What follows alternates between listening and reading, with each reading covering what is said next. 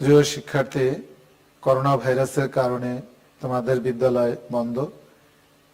এই বিদ্যালয় বন্ধকালীন সময়ে টেলিভিশনের মাধ্যমে আমার ঘর আমার স্কুল প্রোগ্রামে তোমাদের শুভেচ্ছা জানাচ্ছি।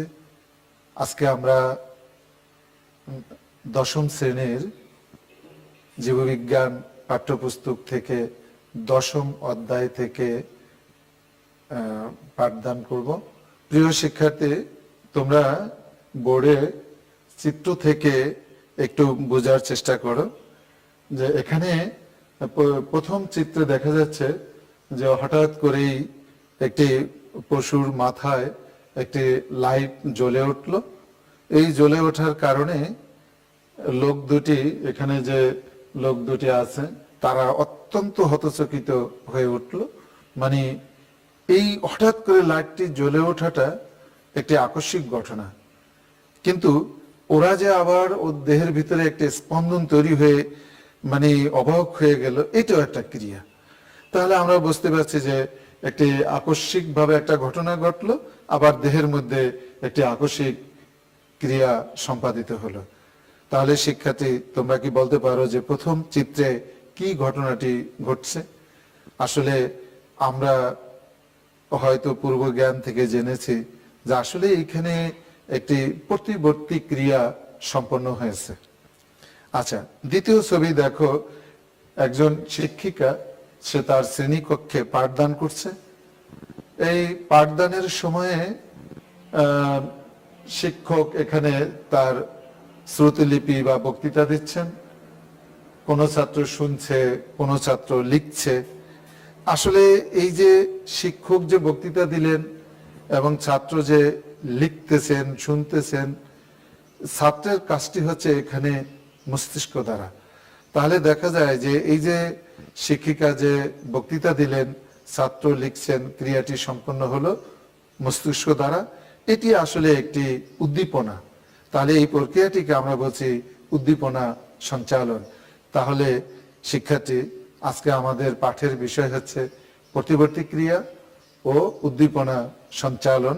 এই দুটি বিষয় নিয়ে আজকে আমরা আলোচনা করব। দেখো, এই পাঠ শেষে তোমরা কি কি শিখতে পারবে? এই পাঠ শেষে প্রতিবর্তী ক্রিয়া এবং উদ্দীপনা সঞ্চালন কাকে বলে এটি শিখতে পারবে, প্রতিবর্তী ক্রিয়া ব্যাখ্যা করতে পারবে এবং উদ্দীপনা সঞ্চালন ব্যাখ্যা করতে পারবে। এই প্রতিবর্তী ক্রিয়া এবং উদ্দীপনা সঞ্চালন কিভাবে এই প্রাণীর দেহের সমন্বয় সাধন করে, এটাও তোমরা এখান থেকে শিখতে পারবে। তাহলে দেখো এর পরের অবস্থা, প্রতিবর্তী ক্রিয়া তাহলে কি? তাহলে প্রতিবর্তী ক্রিয়া তোমরা বোর্ড থেকে দেখে নিতে পারো। যেসব উদ্দীপনার প্রতিক্রিয়া মস্তিষ্ক দ্বারা না হয়ে মেরুদণ্ডের ভিতরে অবস্থিত মেরুরজ্জু দ্বারা সম্পন্ন হয়, সেই সকল ক্রিয়াকে আমরা বলছি প্রতিবর্তী ক্রিয়া। প্রতিবর্তী ক্রিয়া বলতে উদ্দীপনার আকস্মিকতা এবং স্বয়ংক্রিয়তা। যেমন উদ্দীপনার আকস্মিকতা এবং স্বয়ংক্রিয়তা বলতে আমরা কি বুঝাচ্ছি? মনে করো তোমার বাড়ির পাশে হঠাৎ করে বিকট শব্দ হলো, কিন্তু তুমি কিন্তু এই শব্দের জন্য প্রস্তুত ছিল না। তুমি হঠাৎ করেই একটু মানে ভয় পেয়ে যেতে পারো, তোমার দেহের মধ্যে একটি স্পন্দন তৈরি হতে পারে। এই যে দেহের মধ্যে যে স্পন্দন তৈরি হবে, এই স্পন্দনটি কিন্তু মস্তিষ্ক দ্বারা হবে না, হবে কি তোমার মেরুদণ্ডের ভিতরে যে মেরুরজ্জু আছে, যাকে আমরা সুষুম্না কাণ্ড বা স্পাইনাল কর্ড বলে থাকি।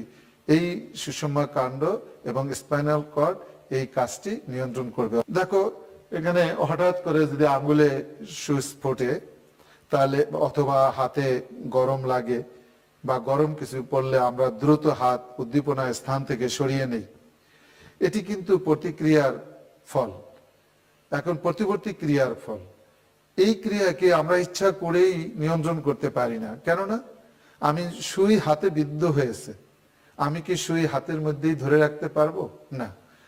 গরম পানির পাত্রে হাত লেগেছে, আমি কি হাত গরম পানির পাত্রে রাখতে পারবো? না। এটি স্বয়ংক্রিয়ভাবে হাত দুই দিকে সরে যাবে। অর্থাৎ অতি দ্রুত এই কাজটি মেরুরজ্জু দ্বারা সম্পন্ন হবে। তাহলে আমরা চাইলেই এটাকে নিয়ন্ত্রণ করতে পারি না। প্রতিবর্তী ক্রিয়া, তাহলে আমরা বলতে পারি যে এটি মেরুরজ্জু দ্বারা নিয়ন্ত্রিত হয়, মস্তিষ্ক দ্বারা নয়। তাহলে আমরা প্রতিবর্তী ক্রিয়া কি বুঝে গেলাম। প্রতিবর্তী ক্রিয়া 5টি অংশ দ্বারা সম্পন্ন হয়। তোমরা এই বোর্ডে নামগুলো একটু দেখো। 1, গ্রাহক অঙ্গ। 2, অনুভূতিবাহী নিউরন। 3, মধ্যবর্তী নিউরন বা রিলে নিউরন। 4, মোটর বা আজ্ঞাবাহী নিউরন। 5, উদ্দীপনা গ্রহণকারী পেশি। আসলে এই 5টি অংশের সমন্বয়ে তোমার দেহের ভিতরে এই প্রতিবর্তী ক্রিয়াটি সম্পন্ন হবে। আচ্ছা, তুমি এখানে এরপরে তোমরা দেখো যে এখানে একটি ছবিতে আমরা দেখতে পাচ্ছি যে এক পেশি থেকে উদ্দীপনা তৈরি হচ্ছে, তা এই মেরুরজ্জুর ভিতর দিয়ে এসে অন্য একটা নিউরন দ্বারা আবার পেশিতে চলে যাচ্ছে। মেরুদণ্ডের এই মাঝখানে মেরুরজ্জু আছে, এই মেরুরজ্জুর সাথে এই স্নায়ু কোষগুলো জড়িত, তারা একটি নলেনায় গঠন তৈরি করেছে, তার ভিতর দিয়েই কিন্তু এই প্রতিবর্তী ক্রিয়া বা রিফ্লেক্স অ্যাকশন সম্পন্ন হচ্ছে। আচ্ছা, আমরা এখানে আরো একটি বিষয় দেখতে পাচ্ছি, তোমরা ছবিতে বা বোর্ডে দেখে নাও। যদি হাঁটুতে ছোট্ট হাতুড়ি দিয়ে ছোট্ট করে একটু আঘাত করা হয়, তাহলে বা কোনো একটা পিন বা আঘাত হাঁটুতে লাগবে, তো দেখো হাঁটু থেকে এই পেশি থেকে এক ধরনের নিউরন, তোমরা দেখো ওই উপর দিয়ে একটি অংশ উপর দিয়ে যাচ্ছে। আচ্ছা, ও অনুভূতিটা নিয়ে যাচ্ছে, নিয়ে এনে আবার পায়ের যে ঐচ্ছিক পেশি আছে সেই ঐচ্ছিক পেশিতে পৌঁছে দিচ্ছে। ওই পেশিটা সংকুচিত প্রসারিত হচ্ছে, ফলে পাটা কিন্তু লড়ে চলে যাচ্ছে, অর্থাৎ পা সরে যাচ্ছে জায়গা থেকে। আমরা তারপরে আরো একটু দেখি, আসলে যে মেরুরজ্জু দ্বারা যে প্রতিবর্তী ক্রিয়াটি সম্পন্ন হচ্ছে, তোমরা এখানে দেখতে পাচ্ছ যে মেরুদণ্ডের একটি কশেরুকা, এই কশেরুকার মধ্যে তোমরা তাকিয়ে দেখো এখানে মেরুরজ্জু আছে। আচ্ছা, এই মেরুরজ্জুর ভিতর দিয়েই কিন্তু এই ক্রিয়াটি মূলত সম্পন্ন হবে। এখানে দেখো একটি আঙুলে পিন বিদ্ধ হচ্ছে, একটি আঙুলে পিন বিদ্ধ হচ্ছে বা পিন বিদ্ধ হয়েছে। তাহলে যে অংশে পিন বিদ্ধ হলো সেটাকে কিন্তু আমরা ওই যে প্রথম বলেছিলাম যে গ্রাহক অঙ্গ। তাহলে এই পিন বিদ্ধ হওয়ার সময়ে এখানে একটি ব্যথার উদ্দীপনা সৃষ্টি হয়েছে। সেই ব্যথার উদ্দীপনা কে গ্রহণ করেছে? হাতের আঙুল সেটি গ্রহণ করেছে। সেই জন্য আমরা তাকে বলছি রিসেপ্টর বা গ্রাহক অঙ্গ বা ত্বক। তাই গ্রাহক অঙ্গে কি আছে? আসলে সেখানেও তো নিউরন আছে, সেখানে স্নায়ু কোষ আছে। তাহলে সেই ব্যথার উদ্দীপনা যে গ্রহণ করবে তাকে আমরা বলছি অনুভূতিবাহী নিউরন অথবা সংবেদী নিউরন। তোমরা দেখো এখানে আমরা তাকে বলছি সেন্সরি নিউরন। বাইরের বর্ণ সাদা, তাকে আমরা হোয়াইট ম্যাটার বলছি, ভিতরের বর্ণ ধূসর, তাকে আমরা গ্রে ম্যাটার বলছি।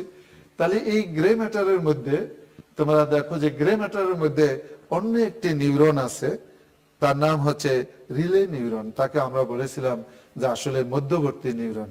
তোমরা দেখো মেরুরজ্জুর অভ্যন্তরে যে রিলে নিউরন আছে সেই রিলে নিউরনকে পৌঁছে দেয়। তাহলে রিলে নিউরন সেটি কি করে? রিলে নিউরন তার সেই অ্যাকশনের মাধ্যমে তড়িৎ রাসায়নিক প্রক্রিয়ায় খুব দ্রুত এই অনুভূতির সাপেক্ষে একটি প্রতিবেদন তৈরি করে। অর্থাৎ যে ব্যথার যে অনুভূতিটা এই রিলে নিউরনে পৌঁছবে, এই রিলে নিউরন একটি প্রতিবেদন তৈরি করবে, একটি আদেশ দিবে। মানে কি আদেশ দিবে? যে আদেশটি দিবে সেটি কিন্তু বহন করবে মোটর নিউরন, যাকে আমরা বাংলায় বলেছিলাম আজ্ঞাবাহী নিউরন, মোটর বা আজ্ঞাবাহী নিউরন। তাহলে রিলে নিউরন যে সংকেত পাঠাবে সেটি আজ্ঞাবাহী নিউরন বহন করে নিয়ে যাবে। সেই জন্যই তাকে আমরা বলছি আদেশবাহী, মোটর, আজ্ঞাবাহী। তোমরা নিচের দিকে এটি দেখতে পাচ্ছ মোটর নিউরন। মোটর নিউরন সেই অনুভূতিটা কোথায় পৌঁছে দিচ্ছে? আসলে ক্রিয়াশীল পেশিতে, ঐচ্ছিক পেশিতে। অর্থাৎ যেখানে পিন বিদ্ধ হয়েছে সেই হাতের পেশিতে আবার সেই প্রতিবেদন বা সংকেত পৌঁছে দিচ্ছে কিসের মাধ্যমে? মোটর নিউরনের মাধ্যমে। প্রতিবর্তী ক্রিয়ার আরো একটি উদাহরণ তোমরা এখানে দেখতে পাচ্ছ, যে একজন লোক গরম পাত্রে তার হাত লেগেছে, দেখো হাত কিভাবে দ্রুত অন্যত্র সরে গেল। আর যে গরম পাত্রে হাতের যে অংশটি টাচ লাগলো, স্পর্শ হলো, সেই অংশটি কিন্তু গ্রাহক অঙ্গ। অর্থাৎ তুমি এই গ্রাহক অঙ্গ যখন হাত যখন গরম পাত্রে লেগেছে, তো ওই জায়গাটি হয়েছে গ্রাহক অঙ্গ। ওইখানে দেখো নিউরন আছে, সেই নিউরন তোমার অনুভূতিটা আস্তে আস্তে বহন করে, দেখো ওই সবুজ রং দিয়ে এখানে দেখানো হয়েছে, সে কিন্তু বহন করে নিয়ে যাচ্ছে। তাহলে এই নিউরনটিকে আমি বলছি অনুভূতিবাহী বা সংবেদী নিউরন। সেই নিউরনটি কোথায় নিল? আবার দেখো সেই মেরুরজ্জুতে পৌঁছে দিল। মেরুরজ্জুতে আবারও লাল রঙের দেখানো আছে, যে এটাকে আমরা কি বলছিলাম? মধ্যবর্তী নিউরন, তাহলে বা রিলে নিউরন। সে একটি প্রতিবেদন তৈরি করবে, তা তড়িৎ রাসায়নিক প্রক্রিয়ায় তার অ্যাকশনের মাধ্যমে পরবর্তী নিউরনের ডেন্ড্রাইটে পৌঁছে দেয়। সেই নিউরনটি কি? সে হচ্ছে আজ্ঞাবাহী নিউরন। আজ্ঞাবাহী নিউরন নীল রং দিয়ে দেখো যে সে আদেশ, সে সংকেতটি বহন করে আবার হাতের পেশিতে পৌঁছে দিচ্ছে। এই পেশি সংকুচিত হচ্ছে, হাত উদ্দীপকের স্থান থেকে সরে আসছে। এইভাবে দেখো যে এই ক্রিয়াগুলো যে সম্পন্ন হচ্ছে, এগুলি কিন্তু আসলে মস্তিষ্কে যাওয়ার কোনো প্রয়োজন হচ্ছে না, শুধু আমাদের মেরুদণ্ডের মেরুরজ্জু এই কাজটি করে দিচ্ছে। এই জন্যই আমরা বলছি ঘটনার আকস্মিকতা এবং স্বয়ংক্রিয়তা। আকস্মিকভাবে কোনো ঘটনা ঘটবে যার জন্য আমি প্রস্তুত না, কিন্তু আমার দেহের ভিতরে এমন একটি প্রতিক্রিয়ার সৃষ্টি হবে মেরুরজ্জু থেকে, যার ফলে ওর একটা প্রতিফল তৈরি। এইখান থেকে তোমরা এখন দেখে নিতে পারো যে অসতর্কভাবে সেলাই করার সময় আঙ্গুলের সুচ ফুটলে সাথে সাথে হাত অন্যত্র সরে যায়। আঙ্গুলের সুচ ফোটার সময় আঙ্গুলের ত্বকে দেখো অবস্থিত সংবেদী নিউরন এই ব্যথার উদ্দীপনা গ্রহণ করে, এখান থেকে গ্রাহক অঙ্গ হিসাবে এই ত্বক গ্রাহক অঙ্গ হিসাবে কাজ করে।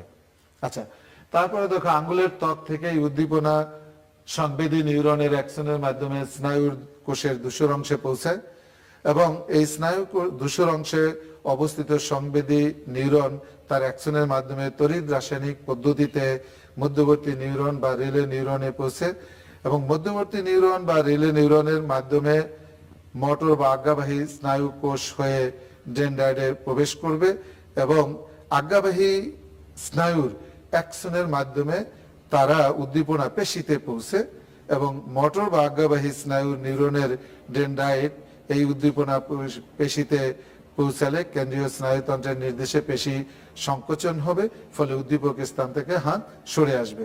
আমরা প্রথমেই বলে নিয়েছিলাম যে উদ্দীপনার সঞ্চালন কিন্তু মেরুরজ্জু দ্বারা হবে না, এটি হবে মস্তিষ্ক দ্বারা।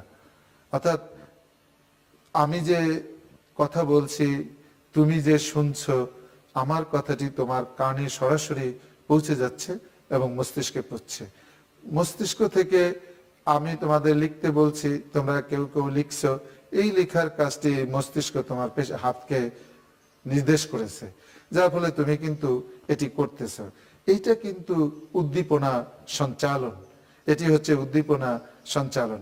পরিবেশ থেকে তোমরা দেখো যে পরিবেশ থেকে যে সংকেত স্নায়ুর ভিতর দিয়ে প্রবাহিত হয়ে মস্তিষ্কে পৌঁছে, তাকে স্নায়ু তাড়না বা উদ্দীপনা বলে। পরস্পর সংযুক্ত অসংখ্য নিউরন তন্তুর ভিতর দিয়ে এই উদ্দীপনা বা তাড়না শেষ পর্যন্ত এই মস্তিষ্কে পৌঁছবে, এবং এর বেগ প্রতি সেকেন্ডে 100 মিটার। নিউরনের কার্যকারিতার ফলে উদ্দীপনা প্রয়োজন অনুযায়ী অঙ্গ সঞ্চালিত হয়, মাংসপেশি সঞ্চালিত হয়, পেশি সংকোচন প্রসারণ হয়, পেশি সাড়া দেয়।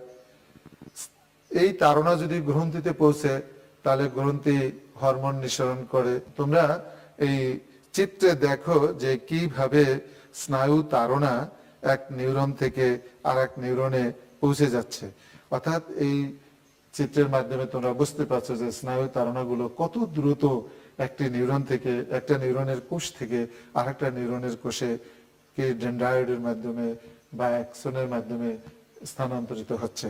এটা কি স্নায়ু তাড়না। আচ্ছা, এখানে স্নায়ু তাড়না আসলে মেরুরজ্জু দ্বারা কি সম্পন্ন হয়? না।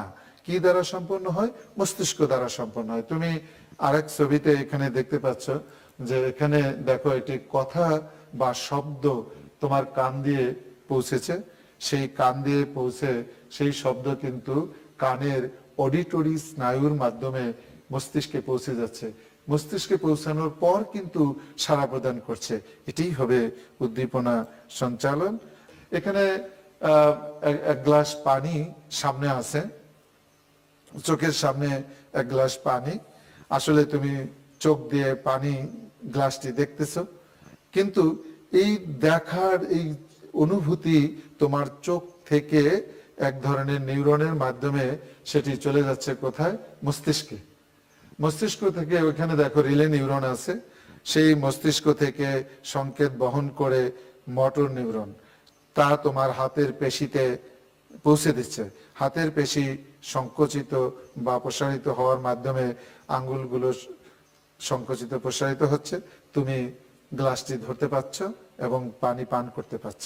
তোমরা দেখতে পাচ্ছ যে এখানে কানের শব্দ, কান থেকে কানের অডিটরি স্নায়ুর মাধ্যমে সেই শব্দ মস্তিষ্কে যাচ্ছে, মস্তিষ্কে স্পন্দন তৈরি হচ্ছে।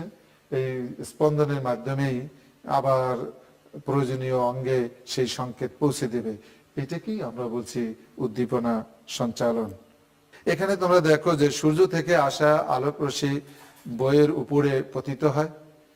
এই বইয়ের উপর থেকে সেই আলোক রশ্মি প্রতিফলিত হয়ে শিক্ষিকার চোখে রেটিনায় পড়ে। শিক্ষিকার কথা বা শব্দ তরঙ্গিত হয়ে শিক্ষার্থীর কানের মাধ্যমে শিক্ষার্থীর মস্তিষ্কে পৌঁছবে।